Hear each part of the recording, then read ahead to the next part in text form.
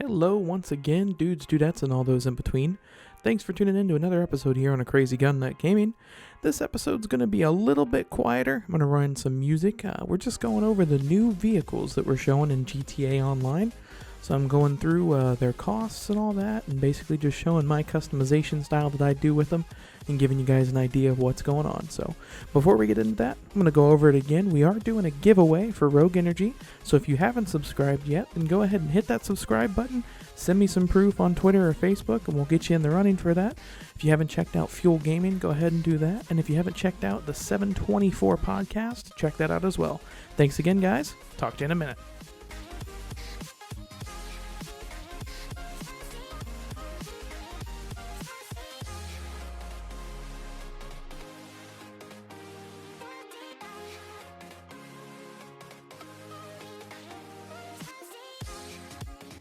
So the first vehicle we're looking at here is the Lampadaddy Novak. It's based on a Maserati SUV and can be had for $608,000. All in all, I wasn't expecting to enjoy this vehicle, but it definitely is a pretty good looking vehicle, and a lot of the customizations are actually turn it into a pretty reputable looking vehicle. So I might actually keep this one in my stash.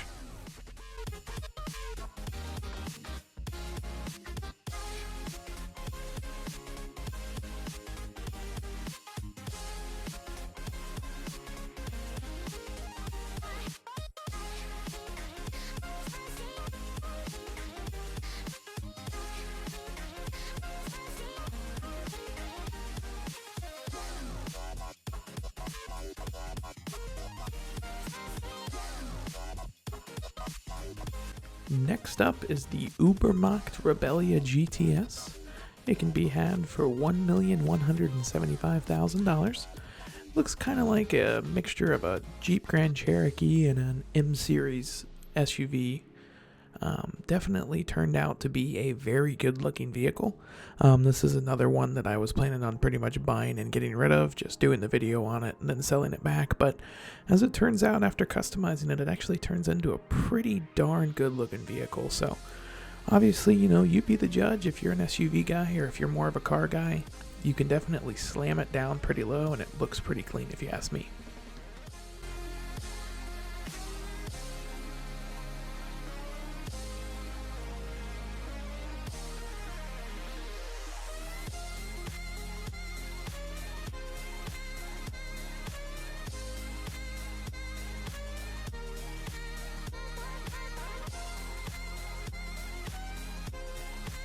Next up is the last vehicle on Legendary Motorsports. You can have it for $1.7 million. It is based on an Alfa Romeo from the looks of it, with a couple different styling cues from a couple different saloon cars, but all in all, a very Italian-esque kind of car with a little bit of Kia, maybe a little bit of Genesis in there. But this is another one that I bought, really not planning on keeping, but once I modified it, I really got a good feel for the car, and I think it came out looking really well, and I think once again it's going to be one that I'm definitely going to keep in my collection. Rockstar has been coming out with some pretty good looking cars here lately, and the customizations have been really pretty optimal.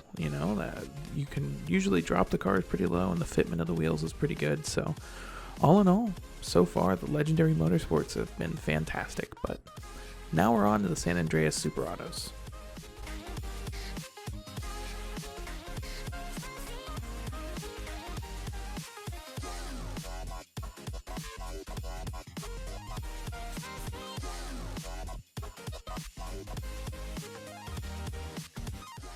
Next up is the Maxwell Asbo.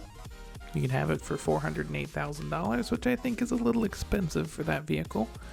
I do believe it is based on a European-only vehicle, so pardon my French per se. I do believe it's based off of a Renault Clio.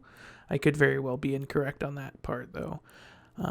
All in all, this car had a lot of really cool modifications. It had some different hoods that opened differently, and the lowest suspension setting actually cambered out the wheels ridiculously and made it look pretty crazy. But I went with the Harlequin Golf look of it.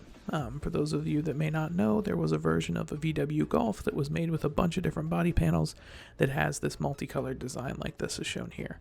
So another cool thing that you can do to this vehicle is you can actually give it a side opening hood. So it opens up to the side, and you can get a good look at the sound system that you can put in the back, as well as the engine that you can put up in the front.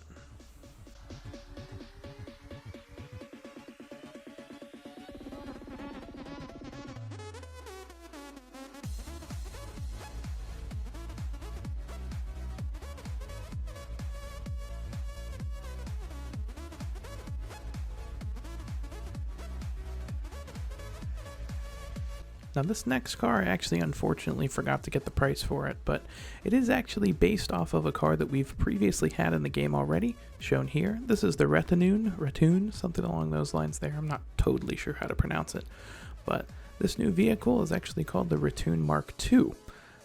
I personally think it looks a little bit more like the Silvestra that we have, but regardless, Rockstar says that it's the Mark II of that previously shown vehicle.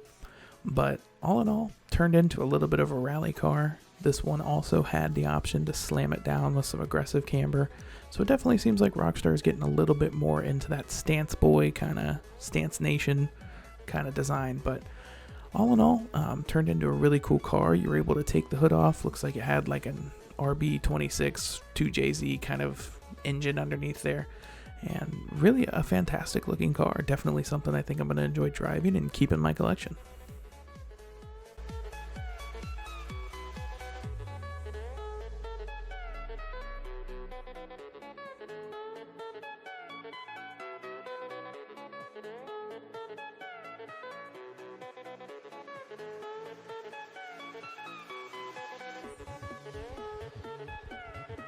Now this next vehicle is going to be pretty familiar to anybody who's a big Top Gear fan.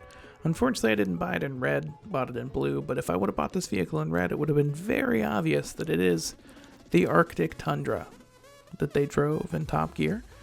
It's a big burly truck, built to go off-road, built to go into the snow. So this is basically just Rockstar's version of it.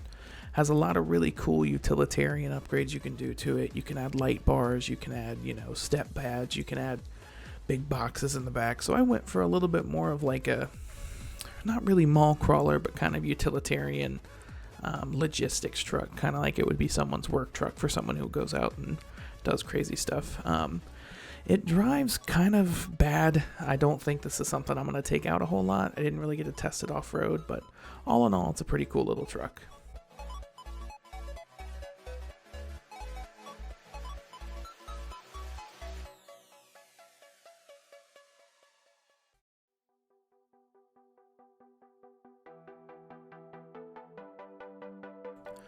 Last but certainly not least is the Maxwell Vagrant.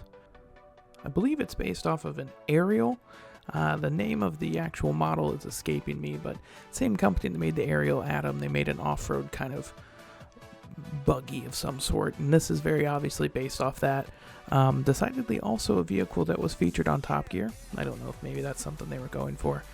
The customization isn't insane, and that's kind of to be expected with an off-road specialty vehicle like this. There are a cool couple designs you could get for it and all that, but all in all, kind of bare when it comes to upgrade. Still a pretty cool vehicle and definitely has some good grip, so probably something that I'll keep in my collection for the time being.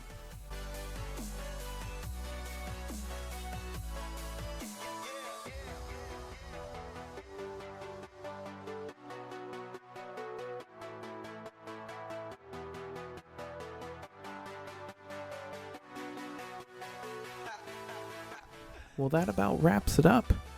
Thank you guys so much for watching. If you haven't already, go ahead and drop a subscription. Give me a like if you enjoyed it, a dislike if you didn't. Drop a comment below explaining what you want to see next. And as always, thanks for watching. A Crazy Gun Nut, out.